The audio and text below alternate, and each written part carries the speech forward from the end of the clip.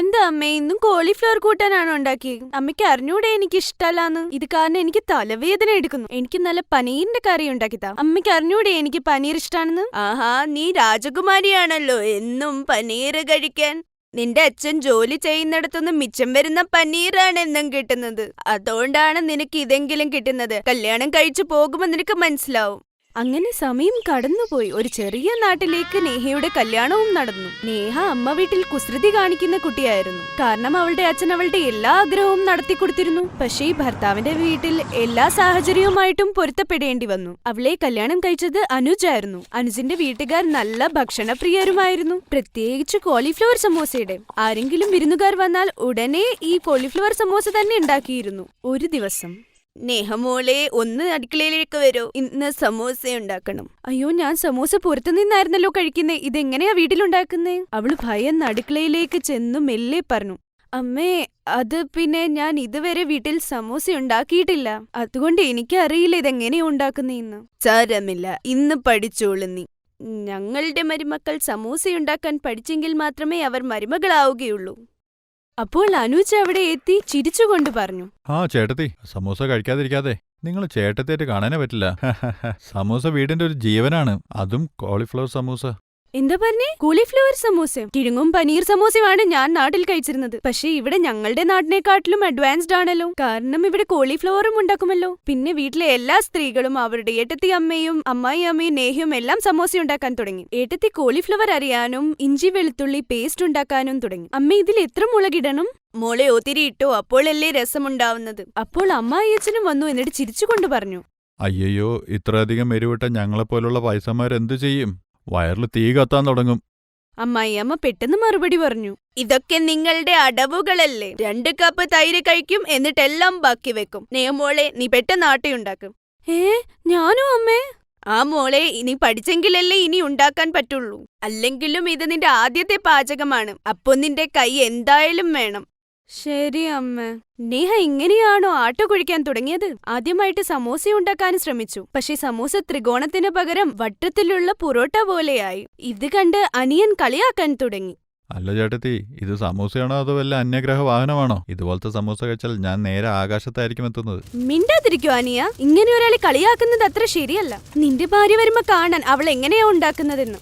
ഇതുകൊണ്ടാണ് ഞാൻ ആദ്യം തന്നെ അമ്മയുടെ അടുത്തുനിന്ന് ഇത് ഉണ്ടാക്കാൻ പഠിച്ചത്. ഭാര്യയ്ക്ക് ഇത് ചെയ്യാൻ അറിഞ്ഞാൽ ഞാൻ തന്നെ അത് പഠിപ്പിച്ചു കൊടുക്കാം. അവന്റെ സംസാരം കേട്ട് എല്ലാവരും ചിരിക്കാൻ തുടങ്ങി. പിന്നെ അമ്മായിയമ്മ ഉപദേശിക്കാൻ തുടങ്ങി, നോക്കുമോളെ, ഇങ്ങനെ മടക്കണം, എന്നിട്ട് അതില് കോളിഫ്ലവർ പെതുക്കി നിറയ്ക്കണം. അമ്മായിയമ്മ പെട്ടെന്ന് തന്നെ ഒരു സമോസയുണ്ടാക്കി കാണിച്ചു. നേഹ ഒരുപാട് ശ്രമങ്ങൾക്ക് ശേഷം ഒരെണ്ണം ഒപ്പിച്ചുണ്ടാക്കി. അയ്യോ ദൈവമേ, ഇവരെങ്ങനെ ഈ കോളിഫ്ലവർ സമോസ കഴിക്കുന്നത്? എനിക്കിതിന്റെ മണം പോലും ഇഷ്ടപ്പെടുന്നില്ല. പിന്നെ പെതിയെ സമോസ വറുത്ത് ഉണ്ടാവാൻ തുടങ്ങി. അടുക്കളയിൽ അതിന്റെ മണം നിറഞ്ഞു. നേഹ ആദ്യമായിട്ട് സമോസ എല്ലാവരുടെയും മുമ്പിൽ വിളമ്പി. നോക്കൂ, ഇത് ഞാനുണ്ടാക്കിയതാണ്. എങ്ങനെയാണെന്ന് പറയൂ? അമ്മായിയച്ഛൻ സമോസ മുറിച്ച് കഴിച്ചുകൊണ്ട് പറഞ്ഞു, മരുമകളെ, ഇത് വളരെ നന്നായിരിക്കുന്നു. ഇനി തൊട്ട് നിന്റെ പേര് സമോസ റാണി എന്നായിരിക്കും അറിയപ്പെടുന്നത്. അനിയൻ മുഖം വീർപ്പിച്ചുകൊണ്ട് പറഞ്ഞു, ഇതിനെ ഇത്രയ്ക്ക് അഭിനന്ദിക്കേണ്ട ആവശ്യമൊന്നുമില്ല. സമൂസയിൽ ഉപ്പ് കുറച്ചായിട്ടിരിക്കുന്നത്. ശരിക്കും ഉപ്പ് കുറവാണോ? അല്ല, ഉപ്പ് കറക്റ്റാണ്. ഇവൻ വെറുതെ കളിയാക്കുന്നത്. ചേട്ടത്തേമേ, ഇനി ദിവസം കോളിഫ്ലവറിന്റെ സമൂസ തന്നെ ഉണ്ടാക്കിക്കോളൂ. മോളെ, നീ എന്തിനാ നിക്കുന്നത്? നീയും വാ, നമുക്ക് ഒരുമിച്ച് കഴിക്കാം. കോളിഫ്ലവർ കൂട്ടാൻ ഇന്നേവരെ ഞാൻ കഴിച്ചിട്ടില്ല. ഇനി ഈ സമൂസ ഇങ്ങനെ കഴിക്കും? ഭഗവാനെ, എന്നെ രക്ഷിക്കണേ. പിന്നെ കഷ്ടപ്പെട്ട് അവൾ ഒരു സമൂസ കഴിച്ചു. എന്ത് പറ്റി മോളെ, ഇഷ്ടപ്പെട്ടില്ലേ? അല്ല, കൊള്ളാം, നല്ലതാ. ഞാൻ ആദ്യമായിട്ട് കോളിഫ്ലവർ സമൂസ കഴിക്കുന്നത്. ഞാൻ എപ്പോഴും കിഴങ്ങല്ലേ പനീറിന്റെ മാത്രമേ കഴിച്ചിട്ടുള്ളൂ. സാരമില്ല മോളെ, പെതുക്കെ നിനക്കും ശീലമാകും. ആദ്യം ഇവളും കഴിക്കില്ലായിരുന്നു, പക്ഷേ ഇപ്പോ ഇവളുടെയും ഫേവറേറ്റ് ആണ്. ഇപ്പോ നീ കുടുംബത്തിൽ വന്നില്ലേ, ഇനിയും എല്ലാം കഴിക്കാൻ പഠിച്ചോളൂ. ഇത് ഞങ്ങളുടെ കുടുംബത്തിന്റെ രീതിയാണ്. ഇവിടെ എന്ത് പരിപാടി നടന്നാലും വിരുന്നുകാർ വന്നാലും ഇത് തന്നെയായിരിക്കും ഉണ്ടാക്കുന്നത്. ഹേ ദൈവമേ, അതായത് ഈ കോളിഫ്ലവറിന്റെ മണം എന്നും ഒരു ശല്യമാകും. നേഹ വീട്ടിൽ വന്ന് കുറച്ചു ദിവസം കഴിഞ്ഞതും ഒരു ദിവസം പുറത്ത് നല്ല മഴ പെയ്യാൻ തുടങ്ങി. നേഹയുടെ ഭർത്താവ് ഓഫീസിൽ നിന്ന് തിരിച്ചെത്തി. നേഹ, ഞാൻ മുഴുവൻ നനഞ്ഞു കുളിച്ചിരിക്കുകയാണ്. നല്ല വിശപ്പുണ്ട്. നീ ഒരു കാര്യം ചെയ്യ്, നല്ല ചൂടോടുകൂടി കോളിഫ്ലവർ സമൂസ ഉണ്ടാക്ക്. എന്റെ ദൈവമേ, പിന്നെയും ആ നാറ്റം. കഷ്ടമാണല്ലോ എന്റെ കാര്യം. നേഹ മൂക്കിൽ തുണി ചുറ്റിക്കൊണ്ട് പെതിയെ സമൂസയുണ്ടാക്കാൻ തുടങ്ങി. തീ പിടിക്കട്ടെ ഈ സമോസയ്ക്ക്. തീരുന്നതും ഇല്ലല്ലോ. ഈ അപ്പച്ചി എന്തിനാ ഞങ്ങളുടെ കല്യാണത്തിന് ഇത്രയും കോളിഫ്ലവർ നാട്ടിൽ നിന്ന് കൊണ്ടുവന്നത്? ഇത് തീരുന്നിടം വരെ ഇനി കോളിഫ്ലവർ സമോസ ഉണ്ടാക്കണമല്ലോ. നേഹ കോളിഫ്ലവർ സമോസ ഉണ്ടാക്കി അവളുടെ ഭർത്താവിന് കൊടുത്തു. അപ്പോൾ അനിയനും അവിടെ എത്തി. അവനും സമോസ കഴിക്കാനുള്ള ഡിമാൻഡ് വെച്ചു. അവൾ അടുക്കളയിൽ പോയി പിന്നെയും മൂക്കിൽ തുണി കെട്ടി സമോസ ഉണ്ടാക്കാൻ തുടങ്ങി. കഷ്ടം തന്നെ. എപ്പോ നോക്കിയാലും ഈ സമോസ ഉണ്ടാക്കാൻ പറഞ്ഞോളും. ഈ വീട് നശിപ്പിച്ചു വെച്ചിരിക്കുകയാണ് ഈ സമോസയുടെ നാറ്റം കൊണ്ട്. ഈ കോളിഫ്ലവർ അറിയില്ല ഇനി എത്രയും നാൾ കൂടെ കഴിക്കേണ്ടി വരുമെന്ന്. എന്ത് ചെയ്താലും വടിയോടിയാതെ പാമ്പിനെ കൊല്ലാൻ പറ്റും. പിന്നെ ഒരു ദിവസം എല്ലാവരും കൂടി പുറത്തേക്ക് പോയി. അപ്പോൾ നേഹ പച്ചക്കറി കേടാവുന്ന മരുന്നെടുത്ത് കോളിഫ്ലവറിന്റെ പുറത്തേക്ക് ഒഴിച്ചു. എല്ലാ കോളിഫ്ലവറും കേടായി. അടുത്ത ദിവസം നേഹ മരുമകളെ, നാളെ ഞായറാഴ്ചയല്ലേ, നീ ഒരു കാര്യം ചെയ്. നീ രാവിലത്തെ ഭക്ഷണത്തിന് കോളിഫ്ലവർ സമൂസ ഉണ്ടാക്ക്. അതിനി ഉണ്ടാക്കാൻ പറ്റില്ലല്ലോ അച്ഛാ. അതെന്താ മോളെ? കാരണം എല്ലാ കോളിഫ്ലവറും കേടായി. ഇത് കേട്ട് എല്ലാവരും വിഷമിച്ചു. പക്ഷെ നേഹ മാത്രം സന്തോഷിച്ചു. താങ്ക് ഗോഡ്, ഞാൻ രക്ഷപ്പെട്ടു. പക്ഷെ അടുത്ത ദിവസം നേഹ അടുക്കളയിൽ ചെന്നതും അവിടെ കുറെ കോളിഫ്ലവർ അടുക്കി വെച്ചിരിക്കുന്നു. അയ്യോ രാമ, ഇത് എവിടുന്ന് വന്നു? അച്ഛൻ കൊണ്ടുവന്നതാണ്. രാവിലെ 4 മണിക്ക് എഴുന്നേറ്റ് കടയിൽ നിന്ന്. ഇപ്പൊ നീ പെട്ടെന്ന് സമോസ ഉണ്ടാക്കാൻ തുടങ്ങിക്കോ. അപ്പോഴേക്ക് ഞാൻ ബാക്കി കാര്യങ്ങളെല്ലാം നോക്കട്ടെ. പിന്നെ കോളിഫ്ലവറിന്റെ സമോസ. അമ്മേ.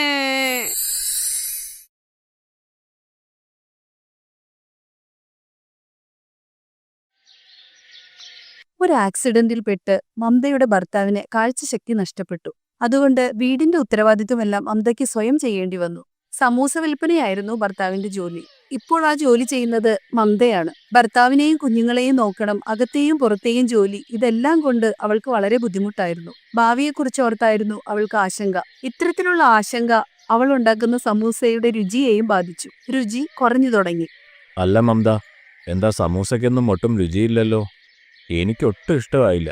അതെ, ശരിയാ സഹോദരി. രാംലാൽ ചേട്ടൻ സമൂസ ഉണ്ടാക്കിക്കൊണ്ടിരുന്നപ്പോൾ അതിന് നല്ല രുചിയുണ്ടായിരുന്നു. അദ്ദേഹം നല്ല സ്പൈസി ആയിട്ടുള്ള സമൂസ ഉണ്ടാക്കും. നിങ്ങൾ സമൂസ വിൽക്കാൻ തുടങ്ങിയപ്പോൾ ഒരു ടേസ്റ്റും ഇല്ല. വളരെ മോശമാണ് സമൂസയുടെ രുചി. ഇങ്ങനെയൊരു സമൂസ ഞാൻ ഇതുവരെ കഴിച്ചിട്ടില്ല. സന്ധ്യയോടെ മമത നിരാശയോടെ വീട്ടിലെത്തി. രാംലാലിന് അവളുടെ വിഷമം കാണാൻ കഴിഞ്ഞില്ലെങ്കിലും അവളുടെ ശബ്ദത്തിൽ നിന്ന് അവൾ വളരെ ദുഃഖിതയാണെന്ന് അയാൾക്ക് മനസ്സിലായി. മമത, നിന്റെ ശബ്ദം കേട്ടിട്ട് ഇന്ന് കച്ചവടമൊന്നും നടന്നില്ലെന്ന് തോന്നുന്നു. അല്ല, സമൂസയൊന്നും വിറ്റുപോയില്ലേ? എവിടെ വിൽക്കാനാ? ഹാ, ഇന്ന് വിറ്റത് ആകെ 10 സമൂസ മാത്ര. എന്റെ സമൂസയ്ക്ക് സ്വാദില്ലത്രേ. ഈ ജോലി പറ്റില്ലാന്നുണ്ടെങ്കിൽ വേറെ എന്തെങ്കിലും നോക്കാം മമത. ചിലപ്പോൾ മറ്റുള്ള ജോലികൾ ഇതിനേക്കാൾ നന്നായിരിക്കും.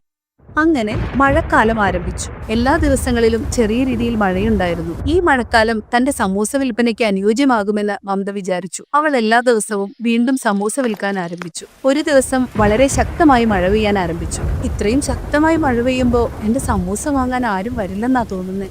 ഞാനിനി എന്താ ചെയ്യാ? എനിക്കൊന്നും മനസ്സിലാവുന്നില്ല. ഈ സമൂസയൊന്നും വിറ്റുപോയില്ലെങ്കിൽ എനിക്ക് വലിയ നഷ്ടം വരും.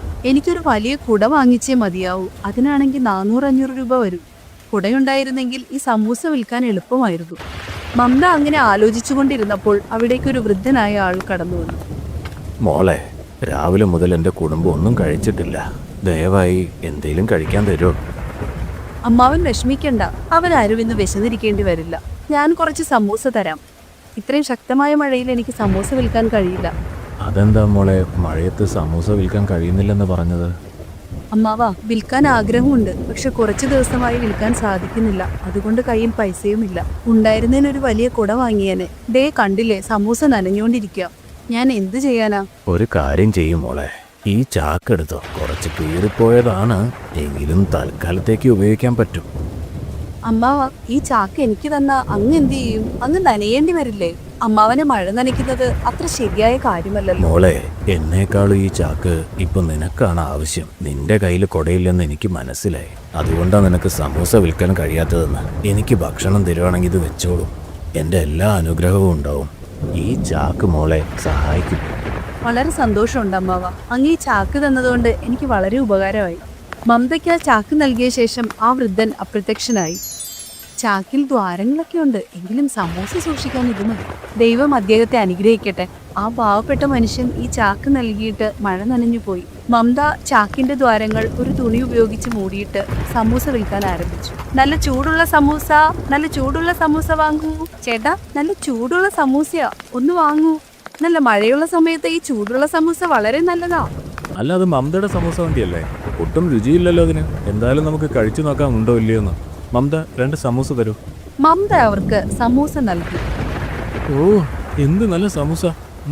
നന്നായിരിക്കുന്നു. മമത, ഇന്ന് നിന്റെ സമൂസയ്ക്ക് നല്ല ടേസ്റ്റ് ആണല്ലോ.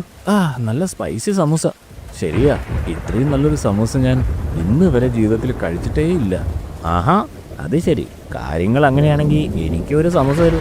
വളരെ പെട്ടെന്ന് സമൂസ വാങ്ങാൻ ഒത്തിരി ആളുകൾ അവിടെ വന്നു. മമതയ്ക്ക് ആശ്ചര്യമായി. ചേച്ചി, എനിക്ക് കുറച്ച് സമൂസകൾ പാർസൽ വേണേ. എനിക്ക് 5 പാർസൽ ചെയ്തോളൂ. വളരെ നന്ദിയുണ്ട് ദൈവമേ. ഇന്ന് എന്റെ സമൂസകളെല്ലാം തന്നെ വിറ്റുപോയി. അന്ന് മമത സന്തോഷവതിയായിരുന്നു.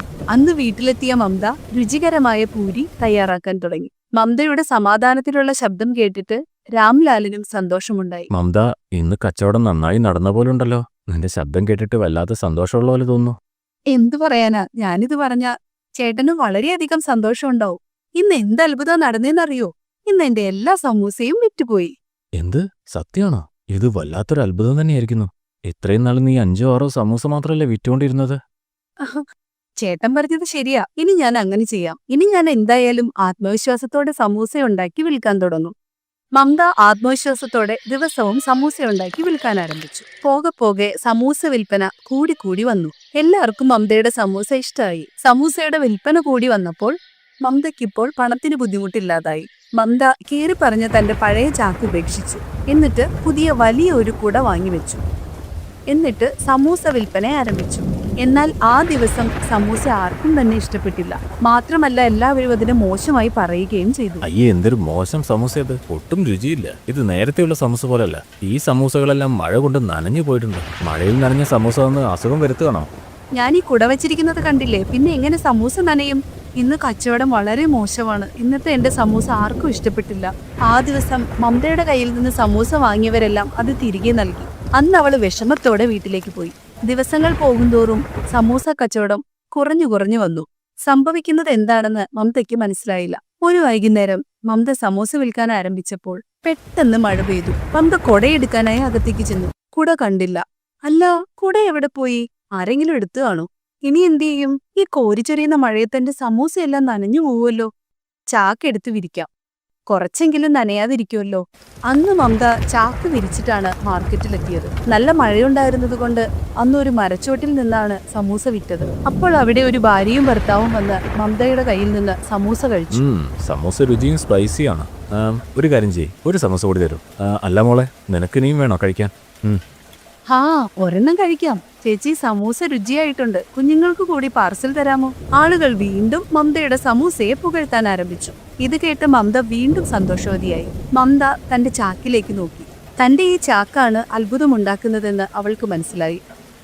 ആ ദിവസത്തിന് ശേഷം തന്റെ ജോലിയെ സഹായിച്ച ആ ചാക്ക് ഒരു നിധി പോലെ അവൾ സംരക്ഷിക്കാൻ തുടങ്ങി. മമതയ്ക്ക് അവളുടെ നല്ല മനസ്സിനുള്ള അംഗീകാരം ലഭിച്ചു. ഈ കഥയുടെ ഗുണപാഠം എന്താണ്? നമ്മൾ നല്ല പ്രവൃത്തികൾ ചെയ്താൽ നമുക്കെപ്പോഴും നന്മ തന്നെ വന്നു ചേരും. അത് നമ്മെ ഭാഗ്യവാന്മാരാക്കുന്നു. അതുകൊണ്ട് തന്നെ നമ്മൾ എന്നും നല്ല നല്ല പ്രവൃത്തികൾ ചെയ്തുകൊണ്ടിരിക്കുക. സഹായം ആവശ്യമുള്ളവരെ തീർച്ചയായും സഹായിക്കണം. നമ്മളെ സഹായിക്കാൻ വരുന്നത് ആരാണെന്ന് ദൈവത്തിന് മാത്രമല്ലേ അറിയുള്ളൂ.